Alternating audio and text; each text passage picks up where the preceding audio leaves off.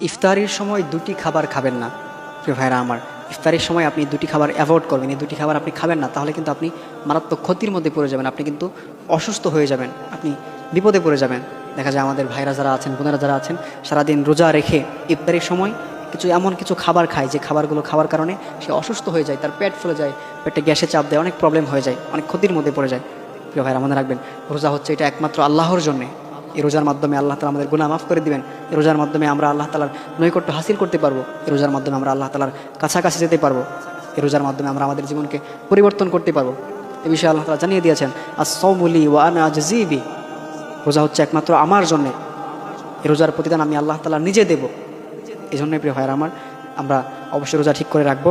আমরা রোজা কেউ মিস করবো না। কিন্তু আমাদের মধ্যে অনেক ভাইরা আছেন, বোনেরা যারা আছেন, যারা রোজার সময় যখন ইফতারি করে তখন তারা এমন কিছু খাবার খায় যে খাবারগুলো খাওয়ার কারণে তারা অসুস্থ হয়ে যায়, তাদের অনেক সমস্যা দেখা দেয়। তার মধ্যে অন্যতম যে দুটি খাবার, সেটা হচ্ছে নাম্বার 1 যে খাবারটা, সেটা হচ্ছে যে রোজার সময় আমার ভাইরা যারা আছেন, বোনেরা যারা আছেন, তারা অতিরিক্ত ভাজা পোড়া খায়।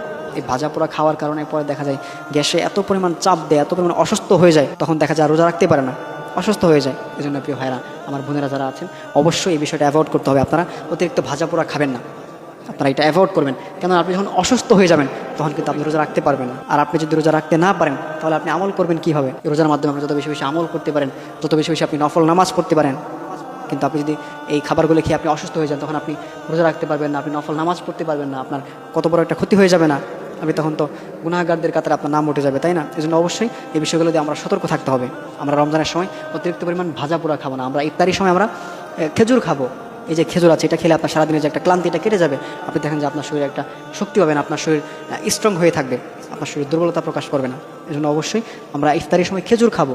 যে খাবারগুলো স্বাস্থ্যসম্মত আমরা এগুলো খাবো, কিন্তু ভাজা পোড়া বেশি খাবো না। এরপর নাম্বার 2 যে খাবারটা, সেটা হচ্ছে যে আমরা অতিরিক্ত পরিমাণ মিষ্টি খাবো না। দেখতে পাই যে এই যে রমজান মাসে অতিরিক্ত পরিমাণ মিষ্টি খাওয়া হয়। এই খাবারগুলো খাওয়ার কারণে কিন্তু অনেক সময় যাদের ডায়াবেটিস আছে, তাদের সুগার আস্তে আস্তে বেড়ে যায়, দেখা যায় সে অসুস্থ হয়ে যায়। এর ফলে কিন্তু আপনি রোজা রাখতে পারেন না। এই জন্য অবশ্যই এই বিষয়গুলো মাথায় রাখতে হবে। রমজান মাসে আমরা এই দুটি খাবার অ্যাভয়েড করবো, এগুলো আমরা খুব কম খাওয়ার চেষ্টা করবো, সীমিত, যেটা না হলেই না আমরা এটা খাওয়ার চেষ্টা করবো। আর না হয় কিন্তু আমরা অসুস্থ হয়ে যাবো। এর ফলে কিন্তু আমরা আল্লাহ তাআলা ইবাদত করতে পারবো না। আল্লাহ তাআলা আমাদের সকলকে এই বিষয়টা বুঝে এবং মেনে চলার তৌফিক দান করুন, আমিন। সেহরি না খেলে রোজা হবে কিনা, আমাদের মধ্যে অনেকেই এটা নিয়ে খুব দেখা যায় বিভ্রান্তের মধ্যে পড়ে যান যে সেহরি না খেলে রোজা হবে কিনা। আবার অনেকেই বলেন যে সেহরি না খেলে রোজা হবে না, আবার অনেকেই বলেন যে রোজা হবে। আসলে কোনটা সঠিক, কোনটা আসলে সঠিক পদ্ধতি? প্রিয় ভাইরা আমার, আমাদেরকে এটা জানতে হবে, সেহরি না খেলে রোজা হবে কিনা। সেহরি না খেলে আপনার রোজা হয়ে যাবে।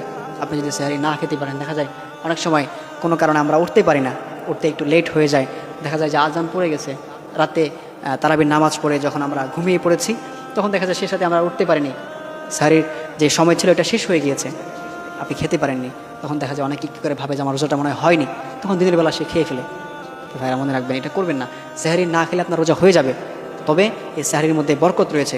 আল্লাহর হাবিব সাল্লাল্লাহু আলাইহি সাল্লাম জানিয়েছেন, তাসাহহারু ফা ইন্না ফিস সাহুরি বারাকা।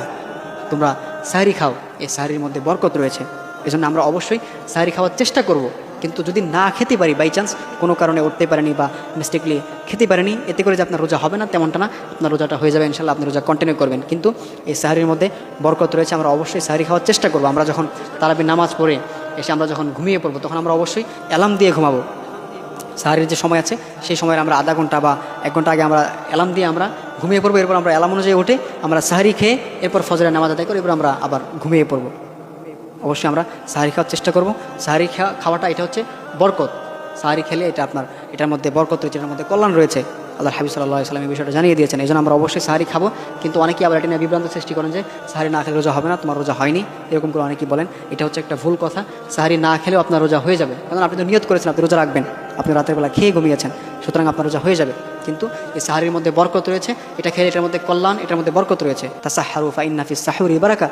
এই জন্য আপনি অবশ্যই সেহরি খেয়ে নেবেন। আল্লাহ তাআলা আমাদের সকলকে এই রমজান মাসে সঠিকভাবে বুঝে এবং শুনে আমাদেরকে সবাইকে রোজা রাখার তৌফিক দান করুন। আমরা যেন সঠিকভাবে রোজাগুলো আদায় করতে পারি। প্রত্যেকটা রোজা আমরা যেন সঠিকভাবে সুন্দর করে আমরা যেন আদায় করতে পারি। প্রিয় ভাইরা মনে রাখবেন, এই রমজান কিন্তু হচ্ছে একমাত্র আল্লাহ তাআলার নৈকট্য হাসিল করার জন্য। এই রমজানের মাধ্যমে আমরা গুনাহ মাফ করতে পারবো, এই রোজার মাধ্যমে আমরা আল্লাহ তাআলার কাছাকাছি যেতে পারবো।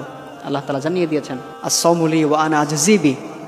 এই রোজা হচ্ছে একমাত্র আমার জন্যে, এই রোজার প্রতিদান আমি আল্লাহ তাআলা নিজ হাতে দেবো। এই জন্য আমরা অবশ্যই সঠিকভাবে আমাদের রোজাগুলো রেখে আমরা যেন আল্লাহ তাআলার নৈকট্য হাসিল করতে পারি, আমরা যেন আমাদের জীবনের গুনাহগুলো মাফ করে নিতে পারি। আল্লাহ তাআলা আমাদের সেই তৌফিক দান করুন, আমিন।